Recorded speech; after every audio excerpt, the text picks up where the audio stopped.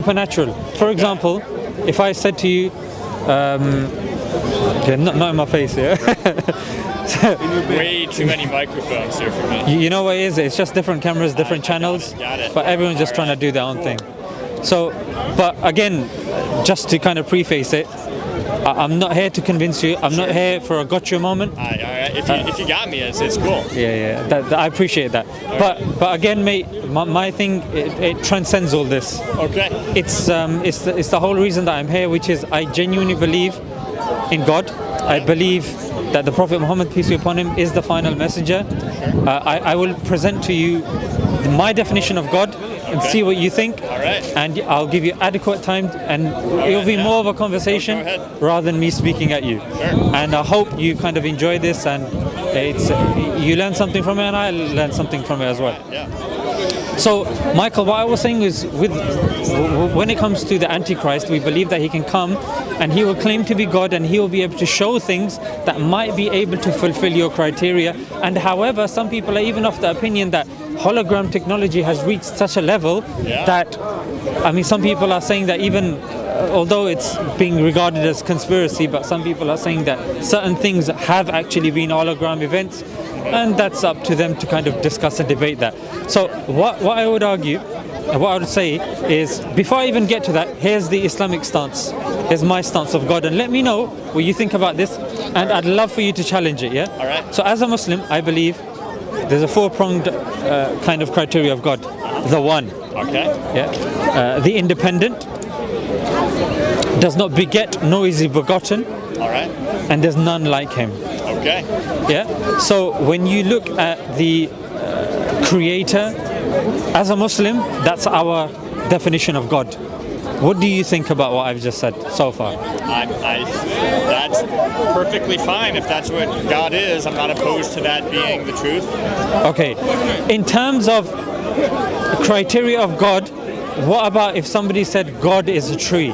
God is a tree. That just sounds weird to me. Okay, great. If somebody said, oh, God is that guy over there that's sitting under the tree? I would be very, very skeptical. Okay, fantastic. So I was just checking that the definition that I've given you, it resonates with your innate disposition. Like nothing kind of sticks out of the ordinary. Yeah. Okay. Fantastic. Yeah. Philosophically, do you accept that there is a necessary being? No. Okay, fantastic. Okay, so let's start with there, Michael. All right. So in terms of us as human beings, would you say that we are dependent or independent? I mean, we're dependent on each other. We're dependent on the sun. So in that sense, we depend on other people to survive and other things to survive. Fantastic. Yeah. So we depend on something. That thing depends on something. That thing depends on something. If it sun eventually. Exactly, and that depends on something that relies on hydrogen and helium, and that requires nuclear fission and blah blah blah. So it keeps going on and on and on and on. I would argue, and so have philosophers. The first step would be, because we're dealing with philosophy here, yeah. So philosophically, if we look at dependencies, and we keep going on, philosophically there has to be an end to that chain of dependencies, which philosophically is called a necessary being. And a simple analogy that I can put forward for that is, if I am to throw a ball, and I have to ask this person's permission, he has to ask this person's permission, and if it goes on for infinity, asking permissions, would I ever get to throw the ball? Well, maybe you don't need to ask permission to throw a ball. I feel like that's a weird analogy. Yeah, but if I required permission, let's just say I came up with a better analogy, but this was a simple analogy. A child that requires permission to, I don't know, eat the cookies, or any analogy. Do you see? I understand your point. So, like an atheist might respond and say, well, But just before that, just so I can finish it. So if it goes on for infinity, would I ever get to throw the ball? I guess no, you would not. So there has to be an end to that chain for me to throw the ball. Go ahead. Oh, well, I guess an atheist, which I'm not, would say there's just innate laws of physics that just haven't existed, and that's the end final point. Right, but when you're talking about a final point, a final point of what though? What came before the final point? Thing. Okay. You have to ask permission to laws of physics. Can I do this? Right. Right. So this is an analogy for dependencies. So in order to make that argument, one would have to concede that there can be an infinite regress. There is such a thing as infinite regress. Okay, sure. Do you see? Whatever. Which is no. Okay. So here's the thing, Michael. I'm not here to kind of put forward an argument if it's not settling well with you. I'd rather you pushed back and we just stood by that. You are claiming that there needs to be some initial source for the universe, effectively. What I'm saying is that there's no such thing as infinite regress. So if we are dependent things and dependency goes on forever, it would be an absurdity, because just like I wouldn't be able to throw a ball, you and I wouldn't be able to exist. What if the dependency is a circle and eventually it comes back to you and you're able to give yourself permission? Right. So the thing with that is it's like a mother giving birth to a child. Yeah. Which is circularity, which is irrational. Well, obviously, mother giving birth to the child analogy doesn't fit this. But asking permission to throw a ball, I think he could do that. Right. So if we then stick with this specific analogy, it would be we're talking in terms of dependencies, right? I guess. Okay. So in terms of because I thought you went back to the ball one. Oh, sure. That's why I wanted to make sure. Yeah. So in terms of the dependencies, so the dependency or the cause would be the effect of the thing that gave it cause. Do you see? Your point is there cannot be an infinite regress or a loop. It needs to go to a finite point where the permission is granted. I'm saying that circularity is it doesn't work, and I'm also arguing, which you can push back at. I'd love that. So linear-wise, it doesn't work either. Okay. So I want to hear why you would think it works, and then I can respond to that. I mean, in terms of the permission thing, I can understand why this does not work. Yes, I'll accept that.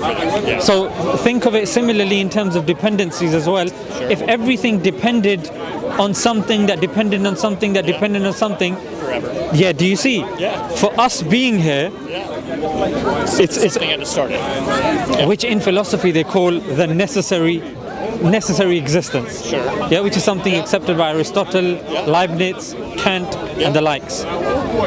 What do you think about this so far? Make sense? Yeah. Okay. So this is pretty much the starting point of even Western philosophy, that they don't necessarily have an issue with the necessary being. They have an issue with the necessary being God. That's where the issue comes in. Yeah, which is probably where you'll be able to relate more. Okay. Now, what do you think about when I say that this necessary existence is independent? As in, this necessary thing does not. It's just like an innate thing that exists on its own. That's fine. Yeah. Okay. What about if this necessary existence has power? An immeasurable amount of power. Well, so this gets more into where I said, what if it's just laws of physics that just exist permanently? Okay. Maybe they don't have power; they're just laws exist. Right, but bear in mind, there's something called the fallacy of reification. Okay. Yeah, laws are prescriptive and descriptive. Laws don't create things. For example, the law of arithmetic. Yeah, the law of arithmetic can tell me how much money there is in my bank account, but the law of arithmetic cannot create the money in the first place. The law of motion. You're more than welcome to jump in if you want. Sorry? You're more than welcome to jump in with that if you got. Okay, fantastic. So the law of motion is not something that moves the billiards ball. Right. The law of motion describes the movement of the ball. Rather, it is the person with holding the cue, the one causing the ball to move. The law of motion describes the movement. So laws are descriptive; they are not creative. Sure. So what if so the fallacy of reification, just to kind of complete that point, fallacy of reification is when you give something that's abstract concrete properties. So when they say, for example, chance created this, forces created this. So attributing creative power to forces is what I was just emphasizing there. Go ahead. Okay, so laws of physics like gravity, relativity, have influenced a lot of the motion, and like we talked about the sun. And I feel like, correct me if I'm wrong, what you're saying is there must be something else that set it all in motion to begin with. Is that correct? Yeah, forces require something to direct them, because forces are unconscious, they are blind, they are abstract. Yeah. So to say that a force has created something like a fully, like a Big Bang or something. yeah, like the Big Bang or even planet Earth. Yeah. If we just attribute that to, like Stephen Hawking said, to gravity, Yeah. he says in his book The Grand Designer, or The Grand Design, that gravity created everything. But to say that the gravity itself is creating, like you got the river, the mountains, the trees, etc. understand. Yeah. So to that I would say, okay, appealing to laws of physics, still sticking with this, there's either some other laws of physics we don't know yet, or there is some other thing that set it in motion. I can accept that. But then I would come back to the philosophical argument. Yeah. Is that thing itself, because philosophically, dependency and independency, if you want to look technically, because it's recorded when you get a chance, when you go back home and you're like, what did this bearded guy tell me? You know, is he just waffling? Right. So what I want to say is stuff that you can maybe refer back to as well. Sure. So although I used simplistic words like dependent and independent, Yeah. that's known as the contingency argument, and the technical terms are contingent and necessary. That's why I said that the end of that chain is a necessary existence, or the necessary being. Yeah. So the definition of something that's contingent is something that is made of parts. Because think about it, Michael. If something's made out of parts and you take that part out, then that thing is dependent upon the part, isn't it? It breaks down. Yeah. So it's not independent. So contingent. I'm using contingent and dependent interchangeably. Yeah. Understand? Okay. So it's made of parts. It can cease to exist, and it can't be any other way. Something that's necessary is it's not consistent of parts, can't be any other way, and it can't cease to exist. So coming back to your energy thing, if you come back to the energy thing, is energy composed of parts? Of course, energy is composed of parts. Can energy be any other way? Can be any other way. Can energy cease to exist? It can cease to exist. So it doesn't fulfill the criteria of, because think about it, I mean the law of thermodynamics or the what second law of thermodynamics, that the net change in entropy is always positive. Is that what you're referring to? Not necessarily in the sense that when people talk about energy, energy being removed in one aspect but then coming in another form.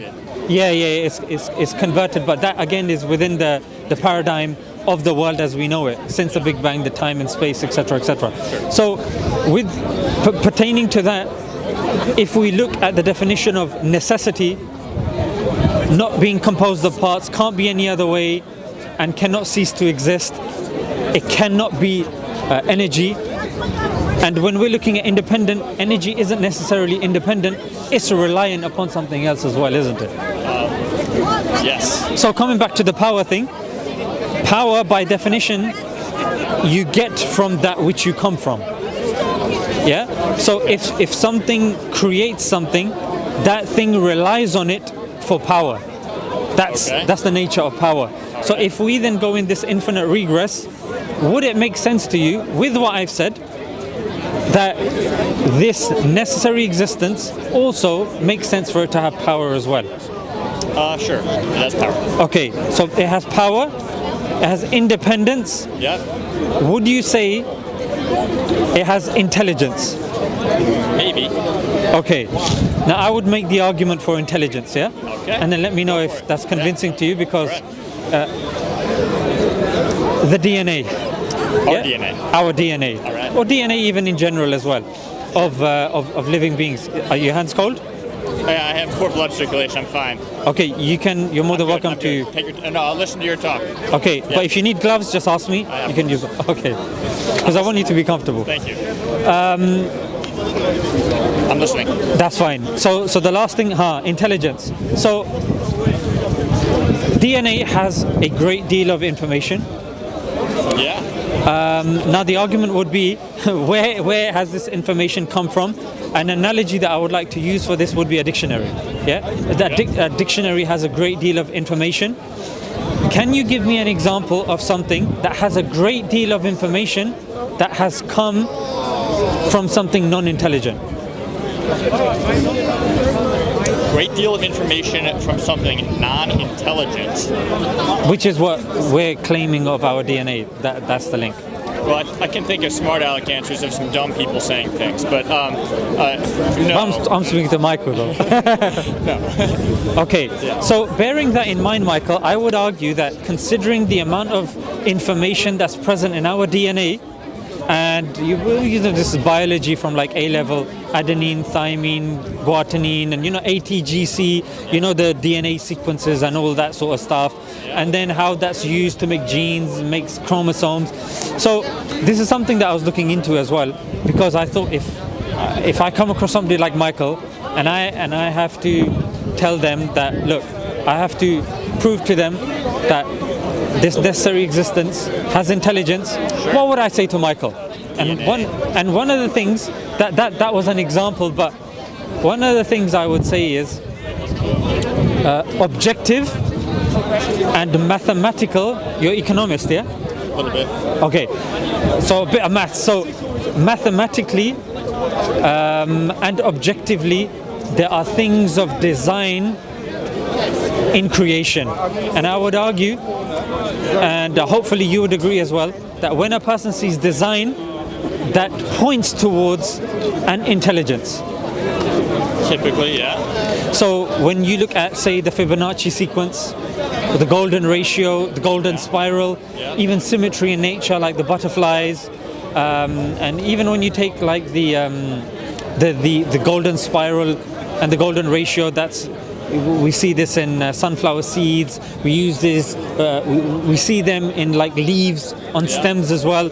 So the complexity and the design in nature is something that I would argue can be objectively and mathematically measured. Sure. Make sense? Yeah. So if there is design, it makes sense that it comes from an intelligent source, hence the necessary being. It makes sense for us to claim that he's intelligent or it's intelligent. Whatever this initiating source is has intelligence. Yeah. Okay. Sure. And would you agree and would you accept now that it also has wisdom? I need you to define wisdom. Okay, so wisdom is applying the correct information in the correct capacity and at the right time. For example, I'll give you an example. I teach my son that, look, disabled people are in wheelchairs and we should be kind to them, etc., etc.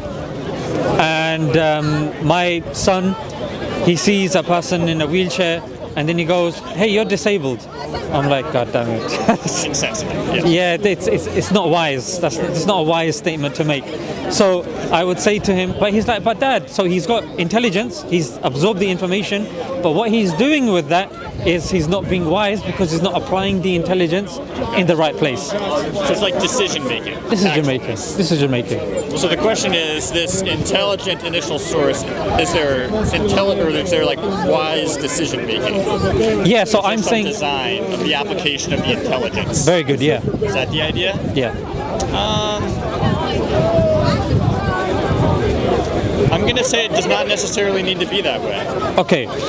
The reason You have to convince me. Go ahead. Okay.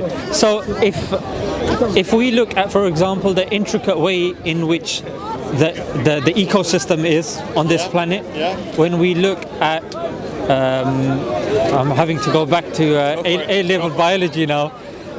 Food webs. Remember food webs? Yeah. That this organism depends on this, that depends on this, that depends on this.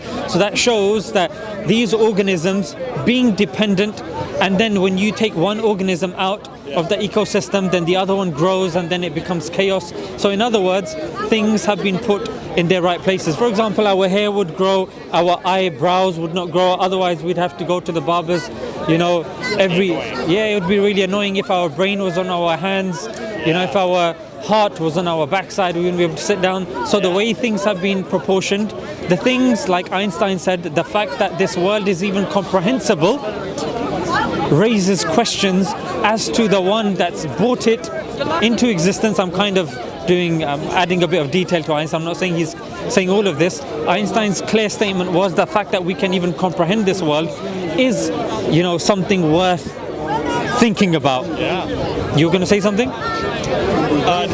I'll hold it. Okay, so the reason why I would say he's wise is because creating everything with intricacy, with precision, with order, that requires wisdom. Yeah. But was everything made with precision and wisdom? I would. A lot of things. Yeah, I would argue so. And the reason being, because the argument that some people would claim was, oh, this thing, like, I'll give you an example. Yeah, a lot of things don't work out on Earth. That we know of. I'll give you an example. Like when I was doing biology A level, we came across a term called junk DNA. Junk DNA? Junk DNA, yeah. So it was DNA that Did nothing.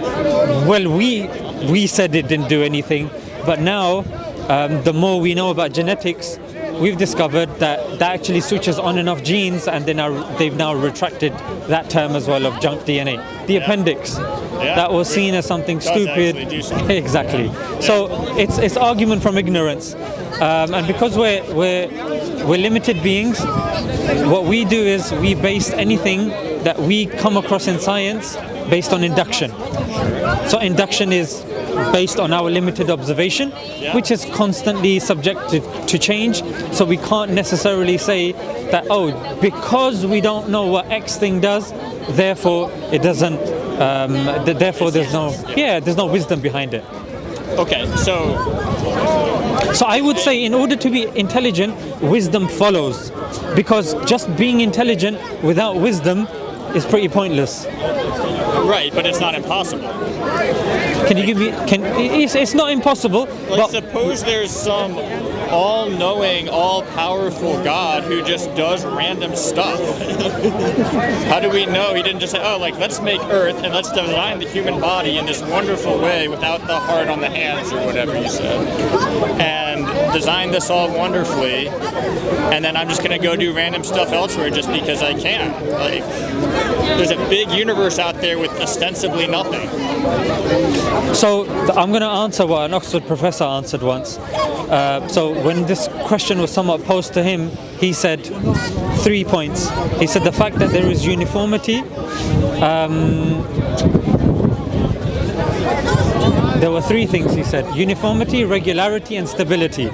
Yeah. And the example that he used was the mere fact that I can hold my glove out, and my glove is not floating away. It's not randomly combusting. It's not just being sucked into the Earth's gravity. Indicates that there is a level of consistency. There is a level of uniformity, regularity, and stability in nature for us to even do science. So for us to say, so I guess that would be a response to your thing, that if things were random, then we wouldn't even be able to do science. I did not say everything was random. I know. But what I'm saying is that there's enough in our universe for us to live our daily life, enjoy our life. I can agree with all of this, but I'm just saying that to me does not prove that God or this initial source is wise in doing everything with wisdom. It just means this earth was created with wisdom. Right. So you accept that he would use wisdom to create earth? Well, maybe there's still something on Earth we haven't discovered yet that was not created with wisdom. I'm just saying, like, this to me is not a proof of its accuracy. What you're saying is consistent with a God who is wise, but it's not, in my opinion, it's not convincing me that it must be that way. Okay, but so that's fine. We can come back to that. But are you saying that there's any issue with it being wise? I do not have a problem. If there is a wise God, that is totally cool. I'm down with that. No, would it make sense to you, the fact that it's intelligent, powerful, independent? Would it be inconceivable for you to consider it as wise? No, it's definitely conceivable. I'm just saying I'm agnostic for a reason, which is I have not proven this. Okay. Yeah. So wisdom is the thing that you're saying is well, you've done a pretty good job on most of the others in wisdom, yeah. Okay. Yeah. So wisdom is the thing that's so far the obstacle at the moment, yeah? Okay. Let's break down wisdom a little bit then. So if we're looking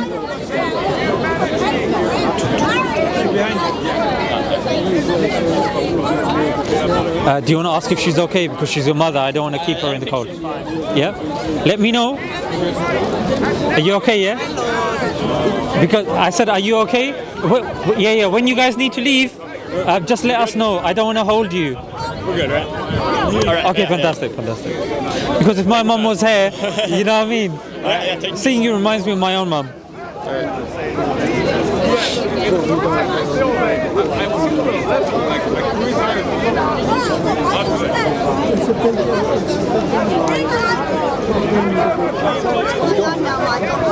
What's going on now? We're talking about wisdom.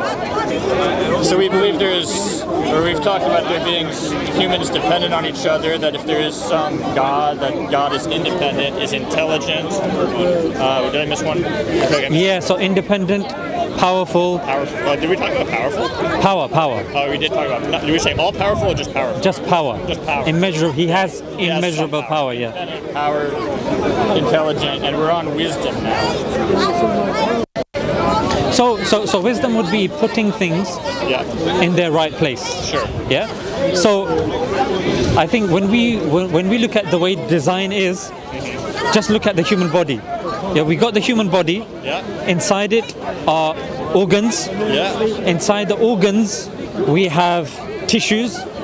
Inside the tissues we have cells. Okay. Inside the cells we have organelles. Yeah. Inside the organelles we have chromosomes. No, I can agree. It's incredibly detailed. So that's what I'm saying. Putting things in their right place. I guess I'd already covered this before, but I just wanted to double check. The mere presence of food webs and how they are intricately related, even as organism, even something as small as an atom. When you look at the way the nucleus is, the protons and the neutrons and the electrons, then you got the leptons and the bosons. And when you look at the way all of these things have been put in the right place for life to exist, for life to be present, that indicates wisdom. Because wisdom is putting things in the right place. If things were not in their right place, then that argument could have been made that, you know what, things aren't in their right place, things are all over the place, things are chaotic. You know, one minute the queen pops up there, the next one. Yeah. Go ahead. So, are we good?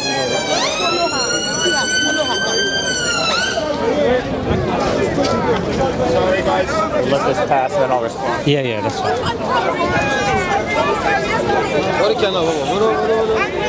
So is it? Yes. Good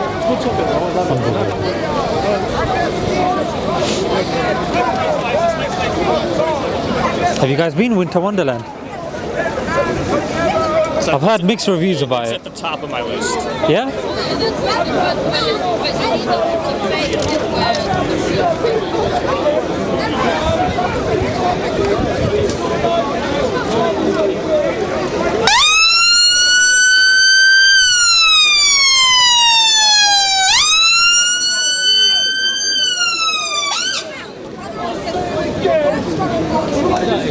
So I'm going to repeat my understanding of the question to make sure I understand, then I'll respond to it. Yeah. Right. So the comment was that the human body is created with such detail and so articulately that this is consistent with a story where God is wise. Is that the comment you're making? Not necessarily. Okay. What I'm saying is that if wisdom is defined as putting things in their right place, Yes. and a case study of that is a human being, Yeah. and the human being, by looking at our physiology, even if you take other things around us, when you look at the physiology of those things, it indicates that things have been put in their right place for them to produce functionality and a purpose that indicates wisdom. Okay, so I can agree that this is consistent with a story of wisdom, but I'm going to ask you if there's another possible explanation, which is, suppose this powerful, intelligent God is still subject to laws of physics and cannot break these laws of physics, and thus created Earth using some limited ability, and those laws of physics naturally resulted in the evolution of humankind to how we are today. Is it possible that this is consistent with what we're observing, but not necessarily a result of wisdom of God? The only issue with that would be that what we know of the Big Bang is the beginning of time and space, and we believe the necessary being has to be outside of time and space, because time and space are those things that limit it. And because we agreed at the beginning that the necessary being is independent, it's not limited or dependent on anything. So, well, okay, sorry, I'm interrupting you. Yeah, So go ahead. This independent being cannot change the laws of physics, or can? No, the independent being is not dependent on the law of physics. He can change the laws of physics, of course. So I'm not saying. So the laws of physics just exist. And so what if this independent being just created some basic form of life on Earth, and those laws of physics result in an evolution and the current humankind we observe today? Is that possible? So you're saying, has this necessary being put certain things in place that we are seeing today? Right. Yeah, that's one of the things that we do believe. We don't believe that the necessary being would have to physically be tinkering with every little thing. Right. It's some things can be created, but there is a sense of maintenance as well. Okay. Yeah, maintenance. Otherwise, it would fall in that deistic belief in God, which is this necessary existence created everything, and like a wind-up toy, everything is just kind of just doing its thing. Plays out. Yeah. Okay, so I'm kind of repeating myself. I can accept that the observations on Earth are consistent with some wisdom in God, but it is also possible that there are other actions by God that are not wise, right? Like what? I don't know what they would be, but is it possible? Given this, like we're saying, we have a case study that implies God is wise, but we are not observing all of God's actions. Thus, how do we know they're all wise? Mm-hmm. What I'm saying is that we're using the scientific inquiry here, which is induction. So induction, just like with any science that we're doing, whether it's coming up with vaccines, whether it's coming up with cures or whatnot. Interrupt. Are you saying no, go ahead. The observable evidence, we should conclude that God is wise? Is that what you're saying? I'm saying in science we use induction, and then we perform experiments, and then once we've done enough, we say the inference to the best explanation is X. Okay. So I can accept if your claim is the best explanation is that God is wise, that's fine. But it is also possible that we have not yet learned. There's more things still to learn. That's what I would say. That's fine. So I guess what I'm trying to say to you, just like with everything else, we say the inference to the best explanation is that copper conducts electricity, that the forecaster said that it's going to rain, or yeah, I hope not.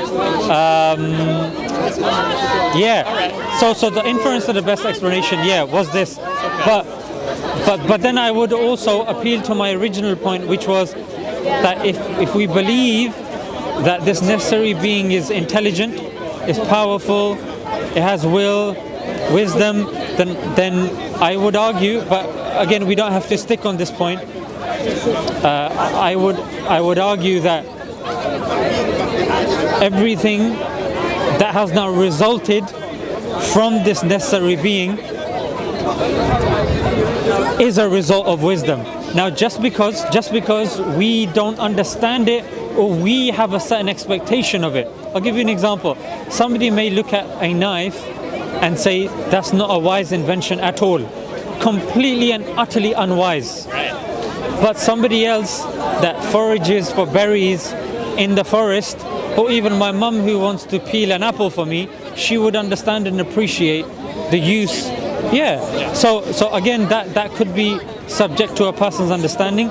Or a cat would not understand and appreciate a Wi-Fi router. It would very happily urinate on there. But if I saw my cat urinating on my router, it's not going to be a happy day for me. You know what I mean? Because I understand the complexity of the Wi-Fi router. So I guess what I'm trying to say is the argument from ignorance, that just because we may not conceive something to be of certain use, or we may not think of it to be wise, doesn't necessarily mean it's wise. But I grant your premise, which is that the inference to the best explanation is wisdom, and then we can kind of proceed on from there. And the wonderful thing now, Michael, is the four characteristics that I've given the necessary existence is pretty much the Islamic definition of God. So you are in line with the Islamic definition of God. So then moving on, wisdom, one thing that I would argue here is if we accept that inference, that the best explanation is God or the necessary existence who we deem to be God, to be wise, it's unwise to create things with no purpose whatsoever. Would you agree with that? If not, feel free to give me an example. Well, what is? We need to define what purpose is. Purpose. I can say I can create something that you think has no purpose, but for me it's entertaining. But that's a purpose. Right. So function, I guess. So GTA 6, I guess. Yeah, that was in social media. A lot of people have issues with that, but a lot of people are saying, you know what, that's going to be fun. Yeah. So it fulfills the purpose for which it was created, which is to entertain people. Can you use the money from GTA in shops? Of course not. Can you use it to, get married to somebody? I haven't come across a situation in which that's possible. So there is a purpose. So to simplify, purpose, let's just link it to functionality. So there necessarily needs to be a function of like our life on Earth. What are you talking about? Yeah. So what I'm saying is, my point to you was, you can't be wise and create something with no purpose. I am actually going to disagree with you on that one. You're fantastic. So functionality is your definition of purpose. It's a very simplistic way of us. What if this wise God just got bored and was like, let me just experiment and create something very well designed just because I can? Is that impossible? But that's what I'm saying. For a wise creator to just do things for no reason whatsoever, no purpose whatsoever, it goes against wisdom. I'll give you an example. If my professor comes into the lecture hall, we've got exams coming up, and he starts doing a break dance, and then I raise my hand thinking, you know what, maybe this is an analogy. He wants to teach me something. He's doing a Mr. Miyagi on me, yeah? So I want to find out, wax on, particles off, or what? No, he's doing one of those ones. And I asked him, sir, what was that? He was like, no reason. No, not even that. He's not even dignifying me with the last like that. Because I can. Right. Would my impression of him would be that he is a wise professor that understands I've got exams coming up, he's intelligent, he knows what's going on? Or would my kind of appreciation of his wisdom go down because of him doing a random action? Well, obviously in that context that is not wise, but again, consider the same professor in his office at his computer supposed to be doing research. He's just like, I'm really curious what these data look like. I'm not going to write a research paper. I just kind of want to play around with it just because I can. But do you see though, this is what they say of child rearing as well. The best way that a child can learn is through play. So play is with the purpose of learning, because what you're doing is you're finding out where all the bits go. But what I'm arguing is, if there is immense intelligence of this necessary being, the necessary being doesn't need to tinker with things, because that would assume that there is lack of intelligence. Because somebody, but he's just entertaining himself. but entertaining yourself how though? How would that? How can we see something that is? Maybe God is laughing at us right now thinking about this. Like, they're so stupid. They're actually trying to think about this. The only way God would be laughing, would be that, there are people that actually don't believe that I exist. They actually believe that they came from nothing. That there was no order. This is maybe people believe and just got it completely wrong, and he thinks that's funny too. The thing with that is that would mean that the creator is manipulative. Or just has a good sense of humor. A sense of humor, but imagine creating something and not putting that thing in place. I would argue that there is enough evidence, there is enough faculties that we have to determine. I'll give you an example. One of those faculties, or one of those knowledge that all of us have is called the innate disposition to believe in God. Yeah, Justin Barrett. The University of Oxford. He conducted a sociological experiment over many years, many countries, and he concluded that we are innately dispositioned to believe in a God. Historically, most cultures have always believed in a God, or multiple. Even if a person is left in the forest, even if a person is alienated from society, they would believe in a creator of sorts. So bearing that in mind, and then when a person looks at, say, a butterfly, a sunflower, when a person sees system, order, a person concludes that I didn't just come from nothing, I came from something, and then that journey begins. So I guess, Michael, what I would argue was the creator, if he creates us, he's given us a purpose to recognize him, to know him, and we have certain weaknesses and we rely upon him. It doesn't make sense for him to be laughing at our misery. It would make sense for him to be assisting us during our misery, because that is more fitting of a wise God, of an intelligent God. I'll give you an example. Fitting and makes sense doesn't mean it has to be that way, though. It makes sense, but then we come back to the inference to the best explanation. I can agree it makes sense, but that doesn't mean it's true. No problem. But what I'm saying, Michael, is that, let's just say, me as a human being, with my limited understanding, limited wisdom, definitely, a lot of things got wrong, but let's just say I'm with my kid. He's doing something that is detrimental to him, like really detrimental. Right. I'm like, what a prat. Sometimes you do need to let kids make mistakes, because that's how they learn. You do.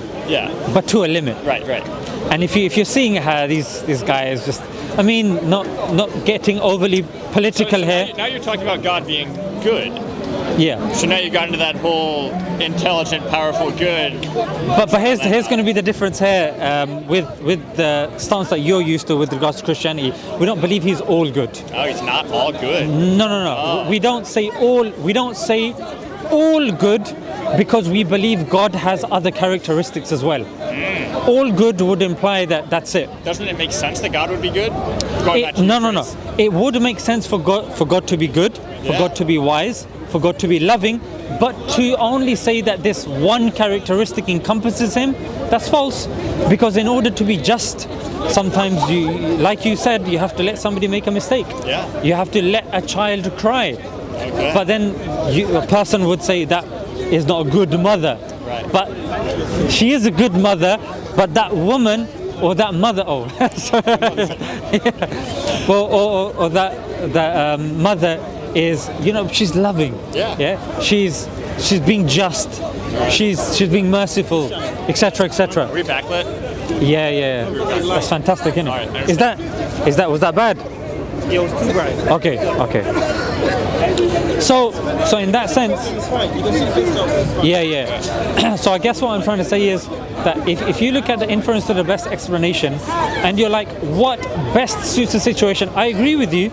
There is conversation that can be had about the branches that you said, and we can explore those. It's fantastic. And I like the fact that you brought it up. But because I don't know if I'm going to see you again. If I knew that, so if I knew you were coming next week, then we could have put certain things on ice and said, let's get back to them. But because I know I'm only going to see you once, I want to kind of give you like a coherent, cohesive picture. So you got something to go away with, and then that maybe you can supplement later. So I'll leave in a minute, but I'll listen to your closing statement, and then I'll get out of here. Wicked. So then if we accept those things which you said that resonate with you, and I agree with you, that there are certain issues by saying that God is all good, he loves everybody, and there's certain issues with that.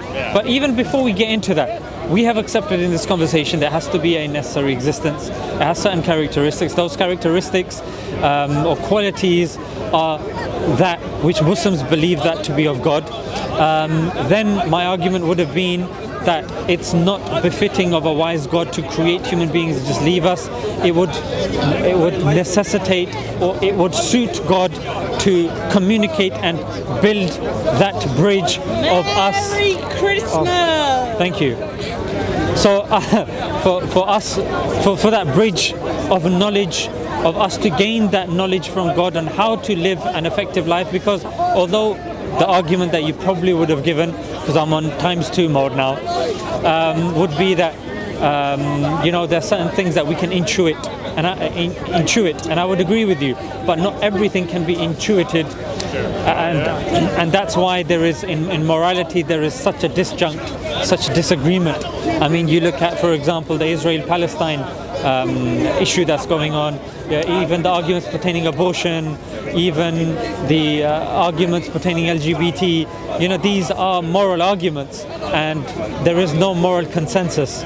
So this argument that no, we have everything that can be intuited, it's actually, I don't think that's accurate. There are certain things that we need guidance from this all-knowing to kind of assist us in this. And then the argument would have been, which of the books makes the most sense? Yeah. And before I leave you, I'm just going to, just fast forward. So what makes the Quran different? You probably would have said different books make different claims. I would argue that the Quran, one of the things that the holy book has to have is preservation. Yeah. If a holy book comes from God and it's no longer that book from God, then how can you rely upon it for your salvation? It's a weak document. It's unreliable. And I would argue that the Quran from the ancient religions is perfectly preserved. And the three ways that you can measure it to be perfectly preserved, and again, we're being filmed, you can check these later on as well, is number one, a live language. The Quran is in Arabic, it's just a live language. It's top 5 spoken languages in the world. Old Testament is in Hebrew, not a live language. Jesus spoke Aramaic, not a live language. Even Greek is not necessarily a widely accessible live language. So we've got live language, we've got memorization. Quran is the only ancient book which has been memorized from cover to cover from children as young as 6. So this is part of the Islamic culture to memorize holy scripture. And I would argue that if all the scriptures are burnt and destroyed, the Quran can be written word for word, and that's something that you can explain to a 10-year-old, a 20. You don't need like a degree or a PhD in theology or philosophy to understand this. I can explain to an average person that look, this is how the Quran is preserved. And the third thing would be manuscripts. We have manuscripts that have been carbon dated. Like the oldest manuscript we have of the Quran is in the University of Birmingham, and it's been carbon dated by the University of Oxford. You can Google this when you get home, BBC. So the Bible, the Old Testament doesn't claim this, the New Testament doesn't claim this, the Vedas doesn't claim this. So this is what makes the Quran stand out from the other books. And then the other thing would have been that we would have engaged with prophecies, like what prophecies are the Prophet made, and then you could have told me some prophecies and we could have kind of discussed about that. Because if somebody claims to be a prophet, there needs to be ways that you can, if I tell you a prophecy, Michael, and you're somebody that, again, you don't want to fall within that circularity of, oh, okay, you've heard that from a guy called Mohammed, a guy, not the Prophet, a guy called Mohammed, and he heard it from a guy called Ahmad, he heard it from this guy and that guy. And then I would understand that you're saying that, look, it's just within your religion, frankly. So there is a prophecy that's actually in the Quran, of the Byzantines, that they would win between 6 to 9 years. It's in the Quran, and at that time the Byzantines were losing, but then this prophecy has been chronicalized by somebody called Theophanes. She's not a Muslim, in fact he was a Christian, and it's in the Chronicles of Theophanes who's verified this prediction of the Quran taking place. He didn't mention that it was something that, it's true because of the Quran. He's verifying that this took place, that the Byzantines did indeed win. So although the prophecy is in the Quran, it can be cross-checked and cross-referenced by a non-Muslim source. There's also small ones like the Quran said that this individual, the Quran pretty much said that he's not going to accept Islam. He was alive. He was actively working against Islam. His name was Abu Lahab. All he had to do was say, okay, so the Quran says, I'm not going to accept Islam. He accepted that because, I guess. Do you see? Yeah. He didn't. Yeah. He didn't. It didn't even occur to him, and he didn't. He didn't even survive till the conquest of Mecca, which everybody pretty much accepted Islam at that time. So it's like the author of the Quran, we believe to be God, knew that he would not survive till the conquest of Mecca. So then I would have talked about prophecies, and then so the Quran and the prophecies, and then I would have kind of made the argument, and then you could have looked into it, and then hopefully we could have spoken again. However, I do have I'm on social media. I have something called SMILE2JANNAH. Jannah is Jannah, yeah. Jannah is JANNAH, which is paradise. That's my YouTube channel, SMILE2JANNAH. Be on there, I assume? No, this will probably be on SMILE2JANNAH Extra. Alright, cool. Yeah. I'll go find it. Yeah, so it's going to be on SMILE2JANNAH Extra. Cool. And if you do have any questions or you want to talk or whatnot, afterwards, have a listen, have a look at the things that I said. And do you live local or you? I live local, yeah. Okay, then just message me. We'll just off camera. We just meet up for a cup of coffee, and then we just bounce off each other. And if something intrigues you, I'm gonna step out. yeah, that's fine. Really nice to meet you, Michael. Take care. Yeah, I'll take the microphone. Thanks. Thank you. Sorry for keeping you for so long. Can I? Thank you. Yeah, Zishan. Nice to meet you. Enjoy the rest of your day. Can I ask you a question, please? Of course, Uncle. How are you? I'm fine, thanking you. What's your name? Vernon. Vernon. Nice to meet you. Sounds good. You're right. Forget pictures. Yes, yes. Is it okay if I take a picture? Certainly. Yeah. Thank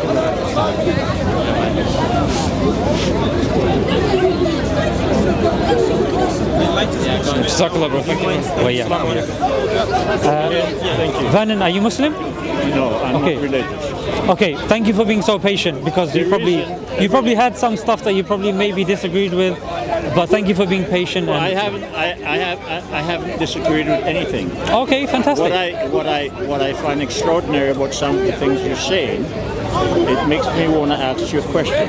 Okay, Do you think that mankind, that we all, yes. can have balance, harmony, love, and peace? Do you think we can have these things without religion? No, I don't think so. I want you to think about that. I have Vernon. No. Yeah. It's important that you think about it, because I feel very strongly Can I that clip this on you? Is that okay? you can do if you wish to. Okay.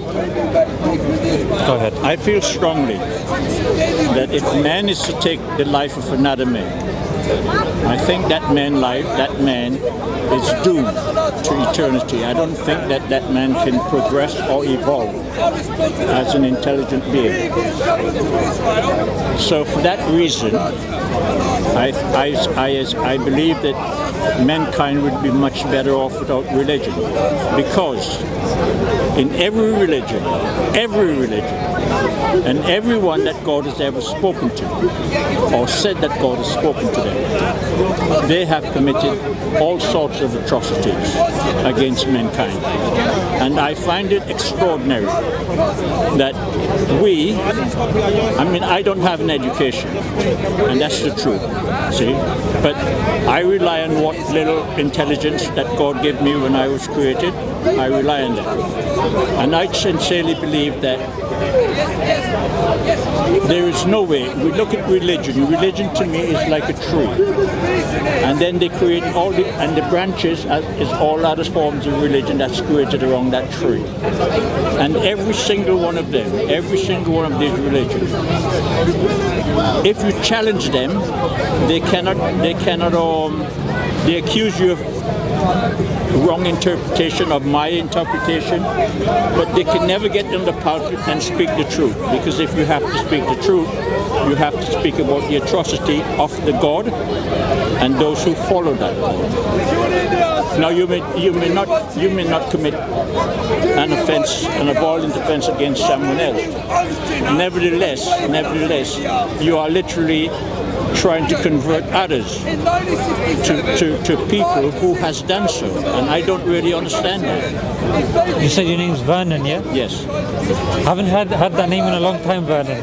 It reminds me of a Harry Potter character. That's how I'm going to remember it.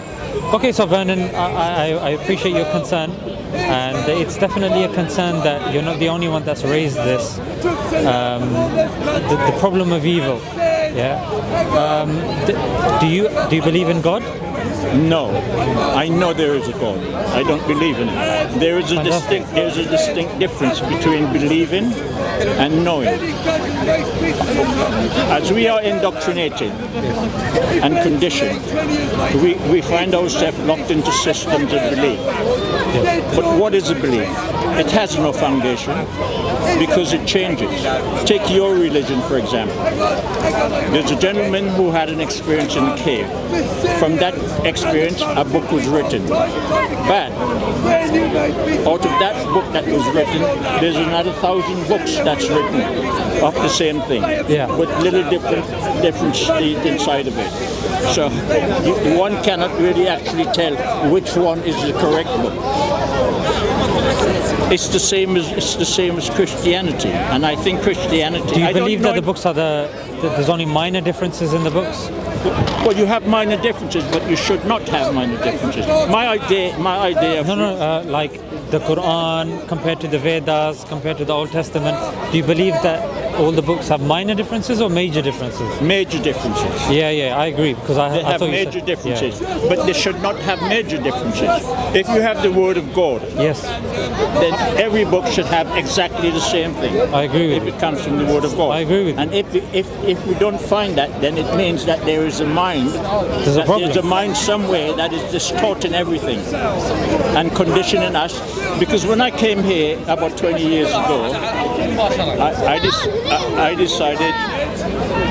I decided not to come back for the simple reason is what I observe here is that there is a conflict of emotion that goes on.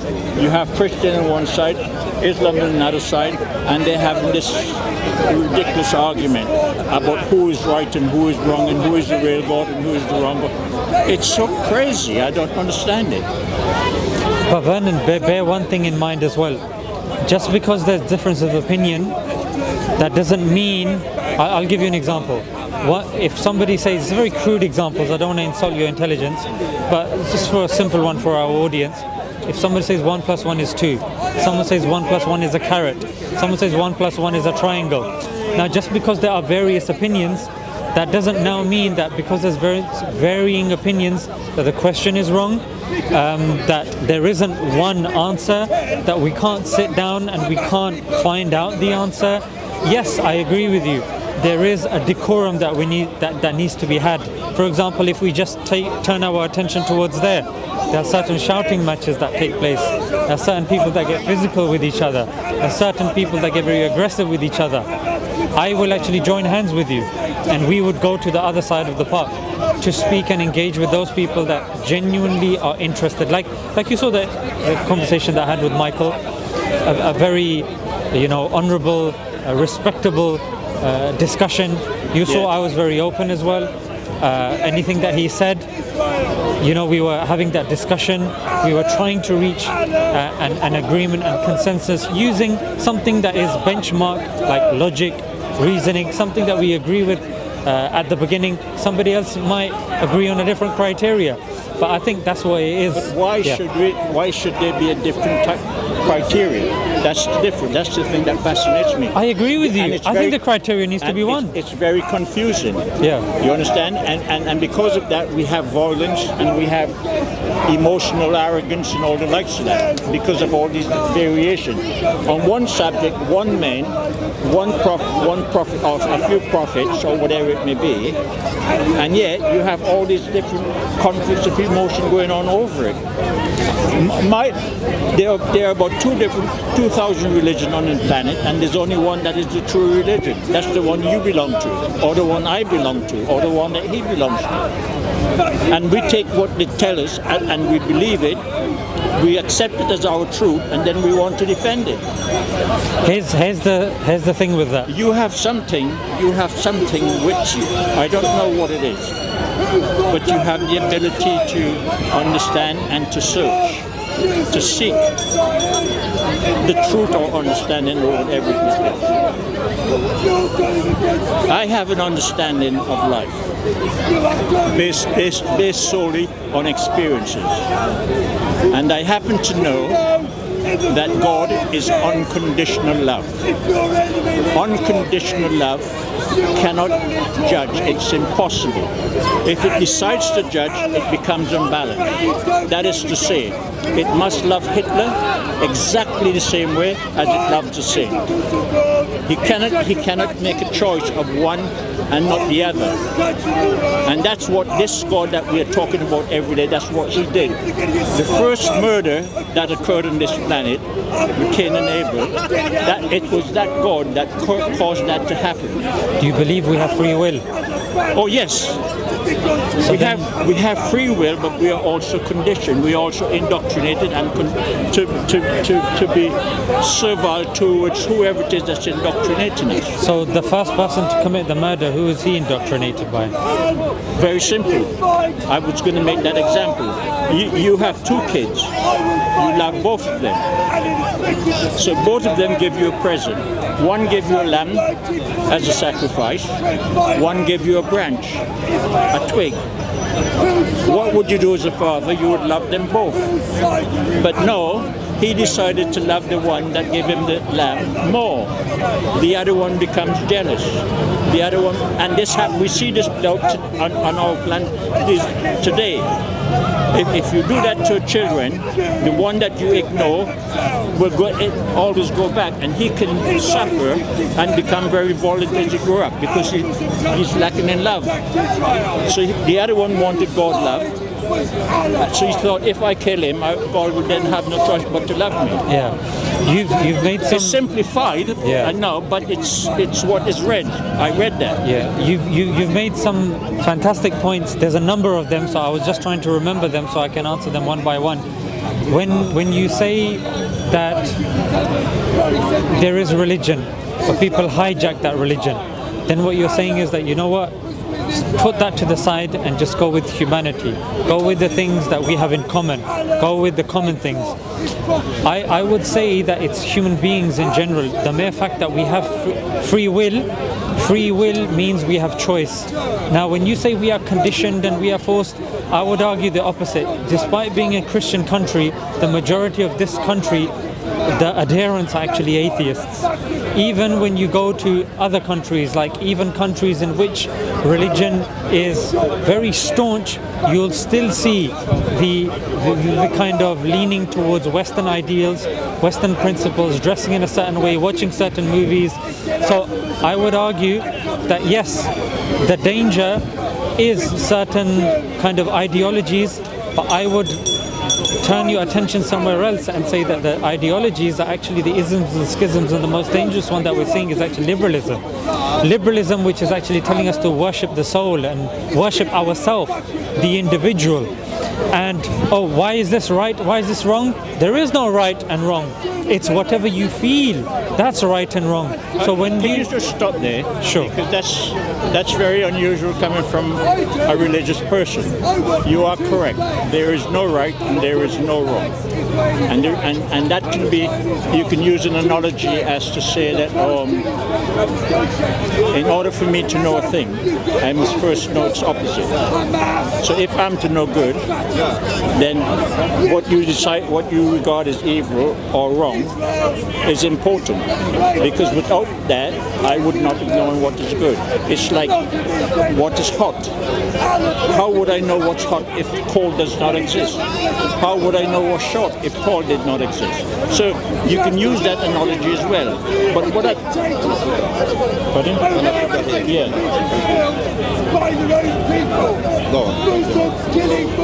One of the things that we first must try to understand is that we arrive on this planet as a blank tape. Just like a computer, you buy a new computer. Whatever you put in that computer is what you would find. It's what you put there. It's the same as a child. When a child is born and is taken home, every move is recorded.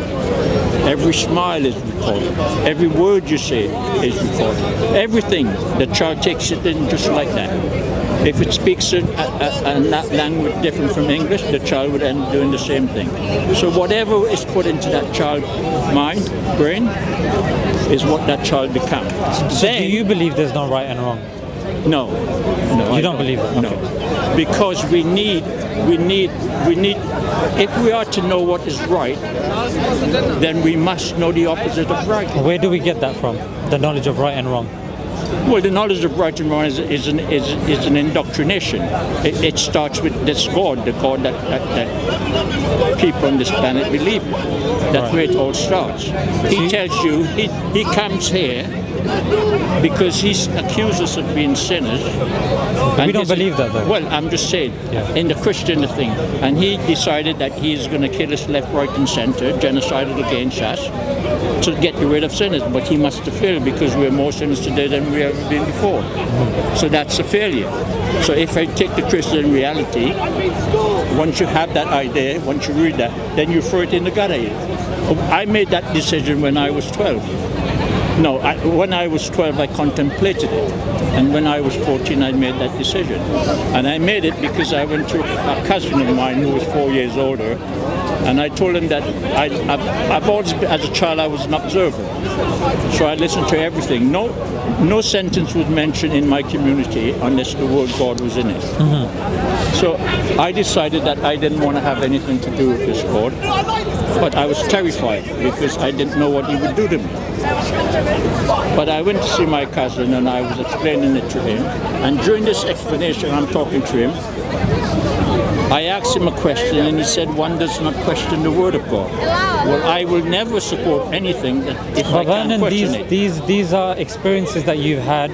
These are things that you've been told. It doesn't necessarily mean that that has to become your reality now. It doesn't necessarily mean that, just because you've had a few negative experiences that, you have to put it all to the side. It just means that we need to kind of associate. I'll give you an example. If I enter a shop in which everyone's smoking, even if I'm not smoking, I'm going to come out leaving of smoke.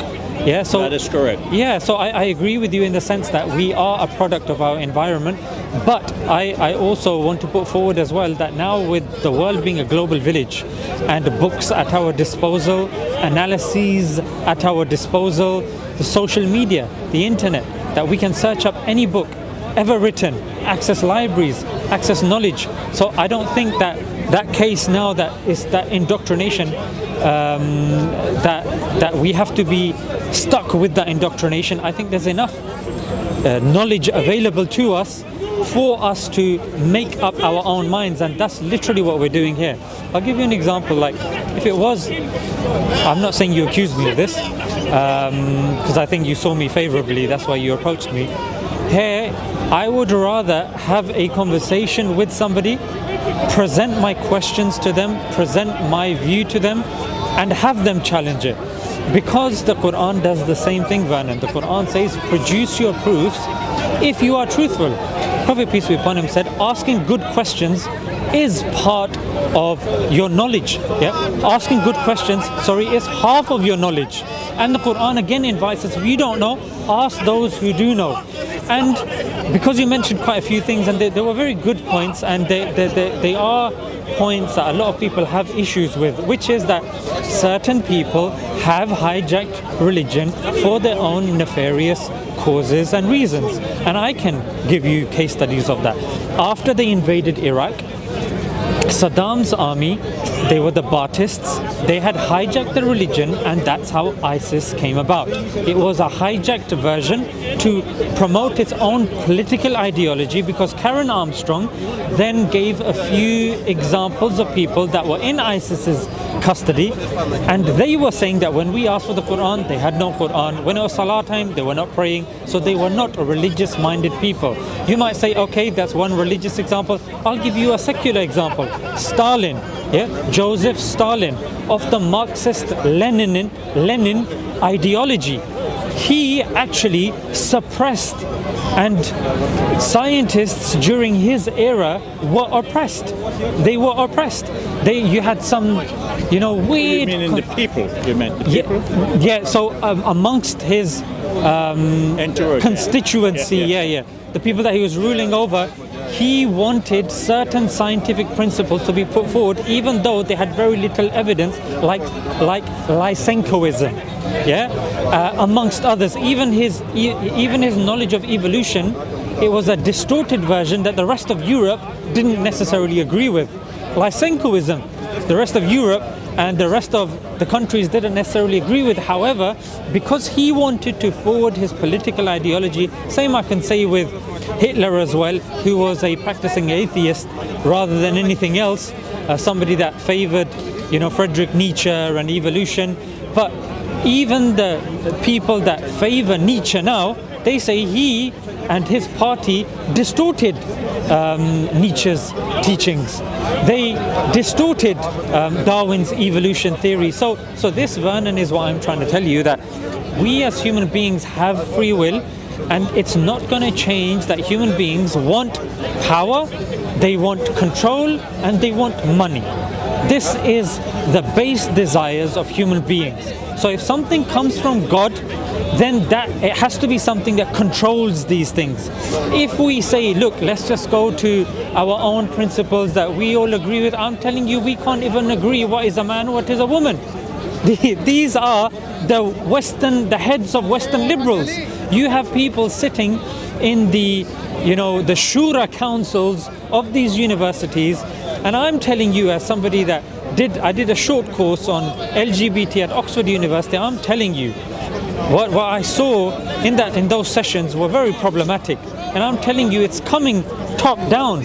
It's not even coming up from the bottom up. So what I'm trying to say is that if we don't have objective morality, and look, Vernon, I'm telling you, we can agree on certain principles, and we can agree that, look, this is more closer to the truth than that. However, we should be able to say that, look, to you your religion, to us our religion. Lakum deenukum waliyadeen. This is what the Quran says. Quran doesn't say, oh, a man came down, God had to come into this man to get rid of the sins. No. Vernon, if you standing here you claim you're not a Muslim. I'm not religious. Yeah, you're not religious, yeah? So if you are not a Muslim, and if I oppress you, if I oppress you, okay, and you're not a Muslim, and you pray just something from your heart, and you say, his God, he has oppressed me, God would listen to your prayer. He would listen to your prayer against me. I listen. That's one of the things that I disagree immensely with. I think prayers are futile, and I'll tell you why I think they're futile. I know that there is a creator. When you say futile, do you mean there's useless, no benefit? Useless. No benefit Yes, whatsoever? Useless. And I'll give you an example of that. Right. But I'll start off this way. I know that the creator has is unconditional love. I know that. Where do you know that from, though, if you don't believe in any scripture? One day we will speak again. Okay. And then you'll gradually get to a different kind of understanding. Okay. Because I only ever speak from experience. I don't have an education, so therefore I'm not going to try to impress you or anyone. However, Vernon, I guess what you're trying to say is you're uneducated. You just have a subjective experience, and you want to convince me of... No. I don't wish to convince you. Okay. I don't wish to convince anyone. Right. I stand here and I listen to you. Okay. And you were not trying to convince me. Right. You've said certain things that resonate within me. Right. And gave me the feel, and I thought that I would like to speak with you. Okay.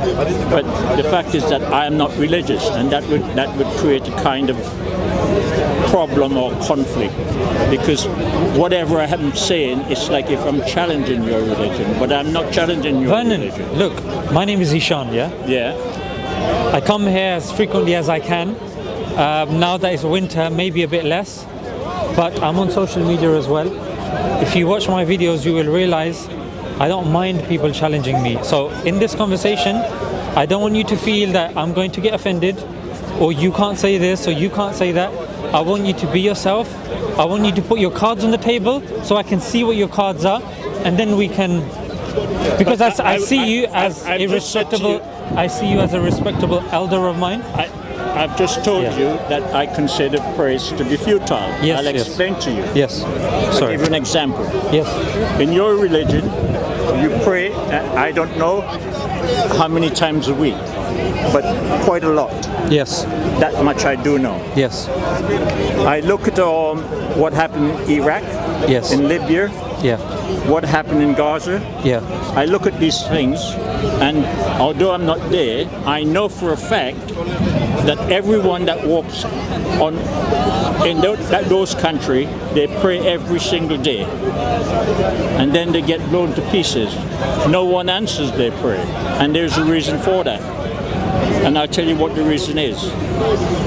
I'll tell you something that you can't accept. We create our experiences. What those people experience in Gaza, what the experiences there now, is that they are teaching us. They are teaching us that we are living among demons, you can say, because only demons act like that, and that's what they did. Only demons don't want to free Palestine.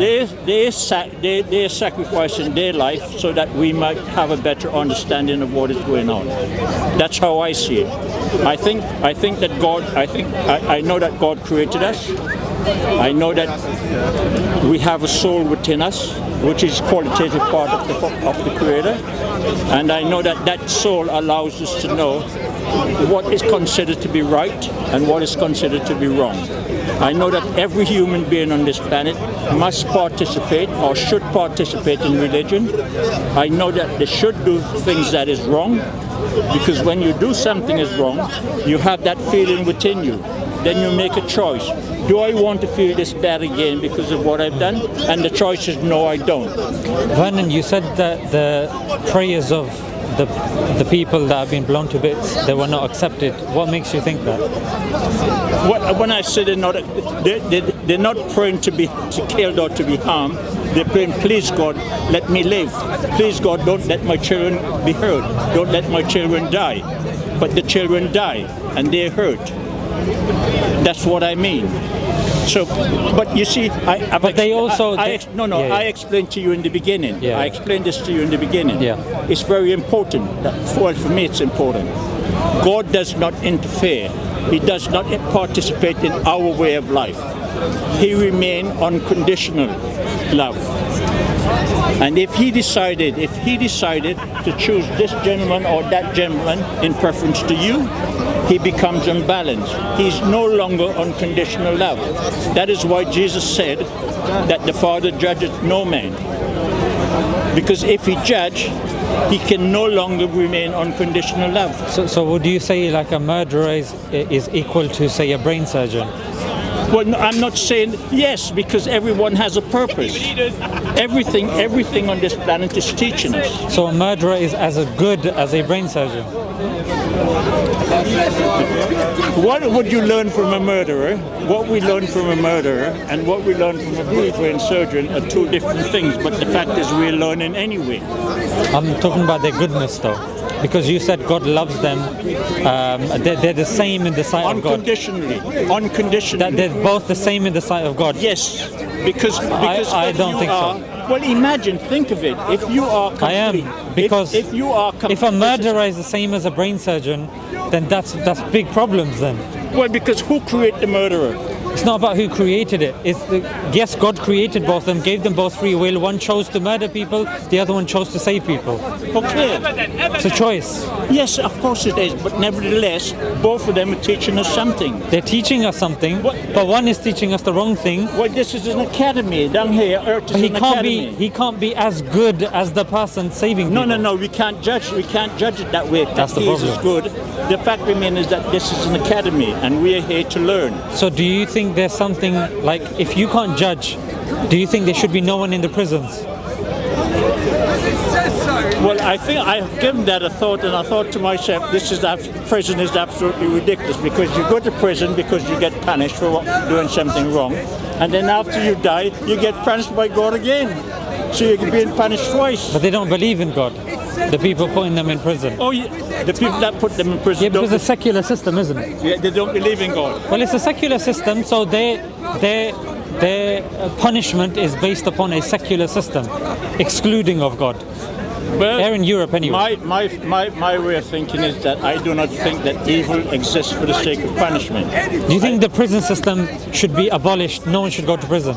Now anybody can buy a Jewish Torah, Christian gospel. The only thing that I ever think of prison is that if there is a God that punishes people, then it seems to me it's unfair that a man is being punished twice for a crime. Don't you think it's unfair that a person that doesn't believe in God, they get punished and they are supposed to wait for a punishment in the hereafter when they don't even believe in the hereafter as well? But that's an accusation that I don't think that that's a good accusation, because what you're saying to me is, I'm saying the majority of this country is atheist. yeah, what you're saying to me is that when a person goes to prison, They're going to get judged. that person does not believe in God. No. I'm saying that the person sending them in prison doesn't believe in God. The judge. The person that's sending the judge. Well, Yes. well, that's a possibility. But then there's lots of people that believe, lots of people that walk about with a religious book, and they do evil things anyway. But you said there's no necessarily an agreed definition upon what's evil. It's what a person believes to be evil. They're all teaching us something. No, I don't think it's what a person believes to be evil. The person who believes something is evil, to me, is mindless. I think that if a person does something that's evil, and if I was to experience that, being present when something like that happened, it all has to do with how I feel within. Okay, if my father is on the floor, yeah, and I've got my hands like this, and I'm thumping him on the chest, is that good or bad? I don't agree with that bit. I have a different way of thinking about life. For example, if I was to walk in the road here today, and a little child was to be knocked down by a car, I am quite capable of walking along like if it never happened. I know it sounds funny, but let me tell you, Go on. as I walked along, I might smile. And the reason that I would smile is because I think, oh, that person that has arrived here had her experience or his experience, and they've gone back. That's how I look at it that way. Can you pick them up so they can have a better experience? Well, I think that Or just tap them on the back and say, look, everything's going to be okay. The goodness of human, the goodness of a human being is that they would go down and they would pick up the child, they would probably cry, they would feel really terrible inside. But my way of looking at it is that that child came here to have that experience, and that child leaves. So what about the experience of me thumping my dad on the chest? That's frustration. That's really, that has done you something wrong, and you want to get the frustration out of you. That's how I see that. So it's bad, yeah? No, I don't see it as being bad. Your dad might see it as being bad. You might feel it being bad after, but it's nothing to do No, with I think me. it's good. Oh, you think it's good? Yeah. Well, okay. So if you think it's good, it's good. And if your dad thinks it's bad, it's bad. Shall I tell you why I think it's good, just in case you don't think I'm a psychopath?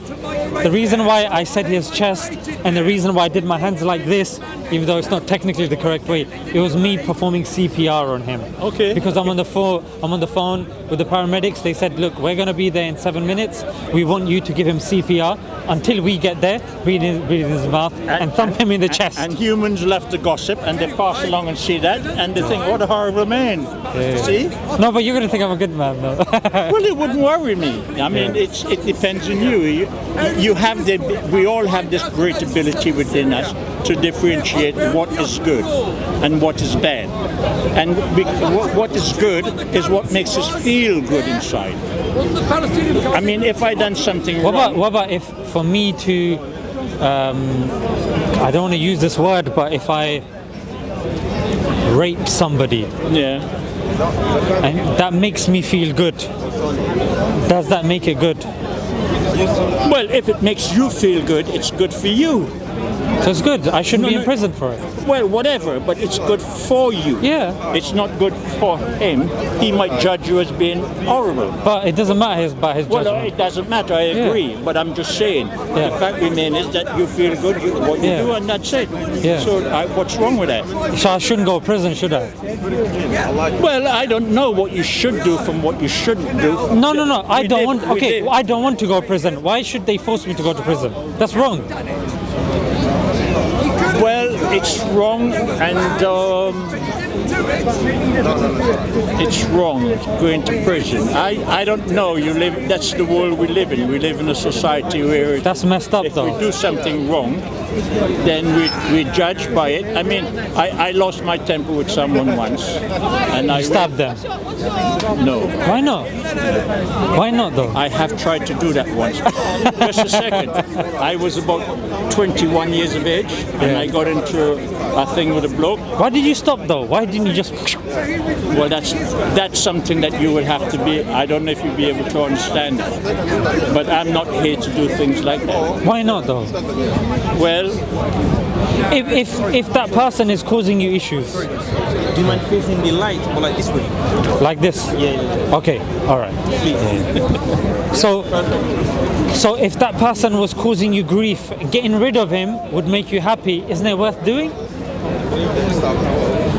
I'm trying to be 100% honest with you. I want you to be. And I'm not trying to think. What I'm saying to you is I once had a confrontation, alteration with someone, and I lost my temper, and I got this, we fought a little, and then I picked up this bottle, went like that, and as you break it that way, you get 2 prongs. Yes. And he was down there, and I was over him like that, and I was trying to stab him, and I was like that. And my hand couldn't move. But that I didn't understand that. It took me another 20, 25 years for me to understand why I couldn't do that. You see what I mean? So I have some very unusual experiences in my life. Do you think maybe they were indoctrinations, though? How Because subjective experiences can be indoctrinations. No, nothing to do with indoctrination, because I was too naive and I never think of things like that. I never even heard the word indoctrination. So, okay, coming back to this example when you were about to stab the guy, if you had stabbed him, but your intention was he took away my happiness, by me stabbing him, he's finished now, I will be happy. Well, I'm contented, yes, I would be. So it's okay then, isn't it? Because the story that I was about to tell you is that I lost my temper once. And I put someone in hospital for about 10 days. And the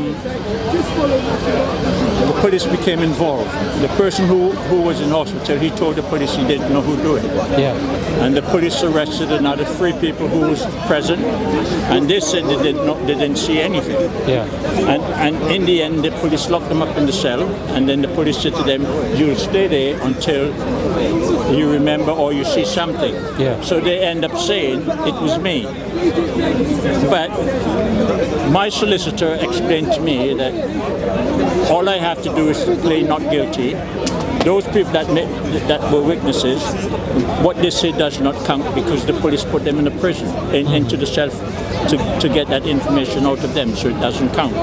But what I did, I was satisfied, so I went and said I was guilty and got 3 years, first offense. Oh no! Spent 13 months. No, best thing ever happened to me. I'm very lucky like that. To me, I don't see things like other people do.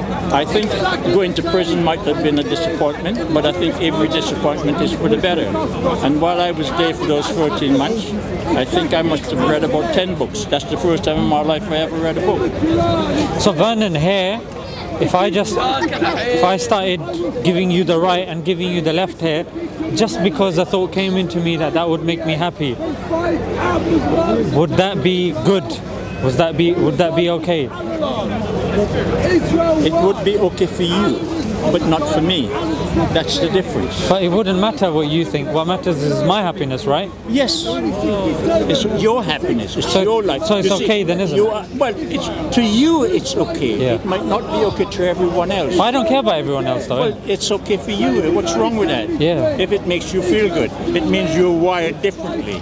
It means that you're capable of doing something evil and enjoying it. But that's the thing, though. Why is it evil? I didn't say it was evil. I said if you do something that is evil or wrong and you enjoy it. It's not evil, though, is it? Italy, Gaza, the West Bank. Well, you say it's not evil. We exist in the planet of duality. That's something that you have to accept. We exist in the planet of duality, and there are those among us who are so superior advanced, mentally speaking, to we are. They are quite capable of having us doing things that normally we wouldn't do. Through mental. When you say duality, what do you mean? You mean everything has its opposite, yeah? Well, yes. Where's the opposite of a rock? Pardon? What's the opposite of a rock? A smaller rock. It's not the opposite. Yeah, it is. It's smaller, so then it vibrates different. It's totally different. What is the opposite? I don't think that is a good example. A rock is a rock. That's what I thought. Yeah. So then, what are you going to talk about the opposite of a rock? That's why I suggested that. Yeah. It's kind of. Are you teasing me? No, I'm genuinely curious because because you said we live in a duality and there's no getting out of that. So I was thinking. I didn't say there's no getting out of that. Okay. What did you say? This planet is an academy. Yeah. It's a place of learning. Trust me, I've seen some. And if we are going to progress and learn, we have to experience the opposite. Because it's through the opposite that allows us to know. And that's why I don't think that evil or wrong exists for the sake of punishment. I think it exists for us.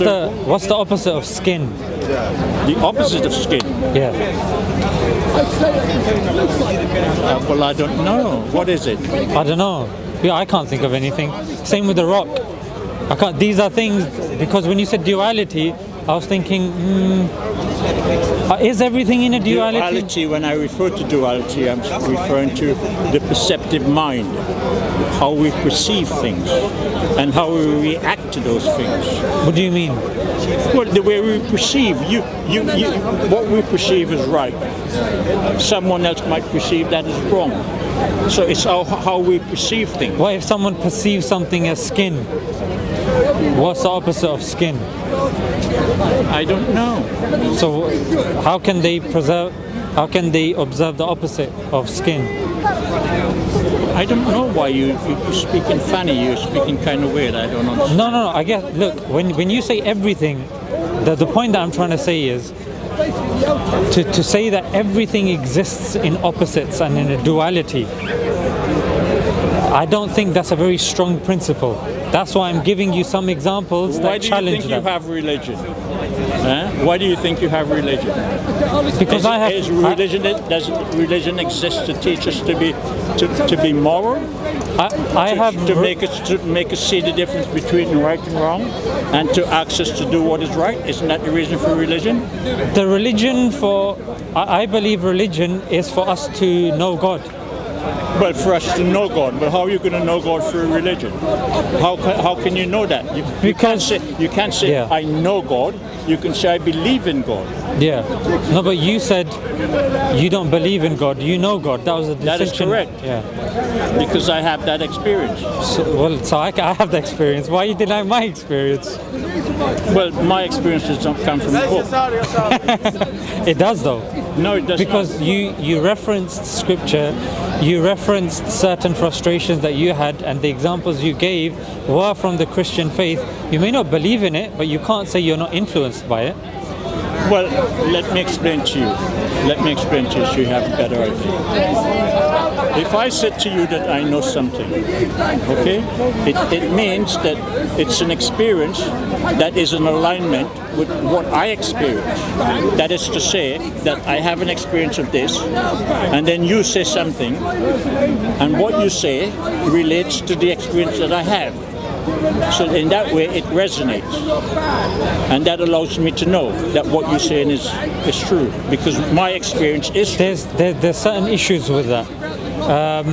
For example, a child that's born colorblind, that child could be sitting in a class with other people, a teacher's asking him or saying that, look, if somebody can tell me which of these characters is red, they get a cookie, and he can't perceive the color red because his brain can't register the color red.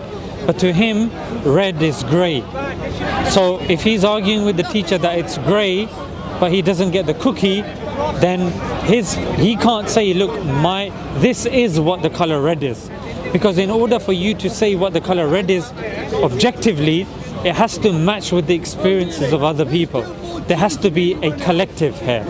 So when you're looking at, for example, colors, when you're looking at, for example, a child that's brought up in an abusive household in which that child is used to getting beats, for them to be put in a foster home in which they're not getting beats would be very unusual. There have been cases where people have deliberately, when they've grown up, they've sought out abusive partners because that's what they believe to be love.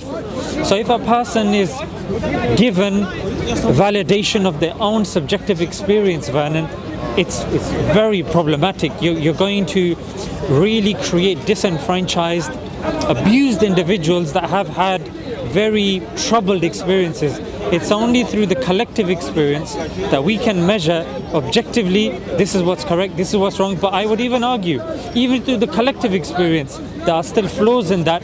That's why my final stance is to get something is objectively. Objective morality that comes from God.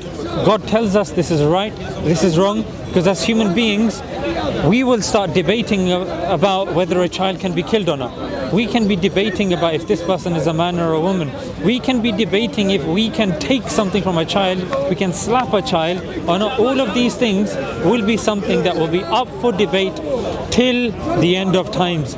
There will be no one agreement. In fact, what you're going to have, Vernon, is not a number of like 3-4 big islands. You're going to have hundreds and thousands of small islands. And this is what the sociologists have said about this generation, the Generation X that we are going through. Because everybody is on their own journey, everyone's looking at their own thing, everyone's an island. That's why when things are going on, people are just walking by. I think you're too intelligent. It's institutionally speaking. You know what? In what sense, though? Pardon? When you say the way you present yourself, the words that you use, and such shows that I'm actually anti-institution. Well, it shows that you're anti-institution, and that means that you don't really know where you're headed, because you're anti-institution, and at the same time you have an education from the institution. No, because it's like the point that you said beforehand about the police and the prisons. It's a system that we have. Unless, like, if I had parents that gave me the option of homeschooling in school, or that they were, ahead in that thinking, then that would have meant me being able to escape the system. But because I had parents that were dependent upon the system, I had to go through the system. But that free will then kicked in when I was able to go through the system. I could see the hypocrisies and the inconsistencies that were taking place. Because something that, and you rightly pointed out, if something is from God, it's not supposed to be contradictory. There's not supposed to be inconsistencies in it. And that's what I then have looked into pertaining the prophecies of the Prophet Muhammad, peace be upon him, the Quran, and I have seen that they are consistent with logic, morality, philosophy. When I look at, say, the liberal system that I've been... It's also consistent of violence. But you don't say that. No, but I'm not a pacifist. I don't believe that all violence is bad, though, and neither do you. Pardon? I said I don't believe that all violence is bad, and neither do you. So what's the problem? The problem to me is this. I do not understand how we are created with intelligence, and how we can speak as a human being and say, oh, religion is a good thing. Because if you go through the history of religion, you would find genocide, you would find all things that is quite despicable. Okay, you said that you're not academically astute in this. Let me quote you somebody that is. She used to be a nun. She's not a nun anymore. She doesn't follow any religion. Name is Karen Armstrong. She's written a book called Fields of Blood, and she had an interview in which she was saying as well, she's been interviewed a number of times, her conclusion after going through the Crusades, after going through the World Wars, after going through ISIS, all of these issues, she has concluded that majority, if not all of these violences that are lumbered onto religion are not necessarily religion based, but they were done for geopolitical, sociological, power grabbing, money, these sorts of reasons. Religion was mainly used as a pawn. It was used then as an object for the person in power to utilize it. However, it was not necessarily the religion itself that called for that. For example, the killing of women and children. I can tell you not only the Prophet Muhammad, peace be upon him, said it, I can tell you the chain of narration, the accuracy by which we can use testimony to prove and evidence the reliability of that statement. However, now Vernon, if somebody does it, I was a school teacher for 6 years as well, and I can tell you, Vernon, I spent a great deal of time trying to teach children certain principles, certain things, and I'm telling you that you cannot control human beings that have free will. Even as a person of power that wants the best for the kids, sometimes, like you said, you have to let people make their mistakes and learn from those mistakes. That's one of the ways of teaching somebody. That's the reason why we're here. But also the fact that those children, if somebody did that and somebody said, oh, he was in Zishan's class, he did that, the blame should fall on Zishan, I think that's extremely unfair, because I didn't force that child to believe in that. I didn't pressure that child to believe in that. I let that child and I gave them that freedom to explore that concept. I taught them, they understood it, but I've given them that free will to understand and appreciate it. If they follow it, that's good. If they don't, then obviously that's up to them. Do you see? But we have that free will. It means what it means if they don't follow it. It means that they're lost. They have their experience. They experience. That's what we're all about. But Vernon, do you know why we're here? I do, because I believe our experience is nothing compared to the knowledge that God has. My experience is only hopefully 60, 70 years, but then I'm going to be gone. God has been, He is. I'm lucky. I'm 82, so I'm all right. So I'm gonna tell you something that you can't accept, and then I'm gonna go. I have seen the manifestation of God. I've witnessed from the beginning a pinhead light, and I've witnessed the complete manifestation, and everything it felt, I felt, which is, I don't know how to explain it. And then at one stage I thought, well, I've experienced this before, and then all of a sudden, on completion, there was this love.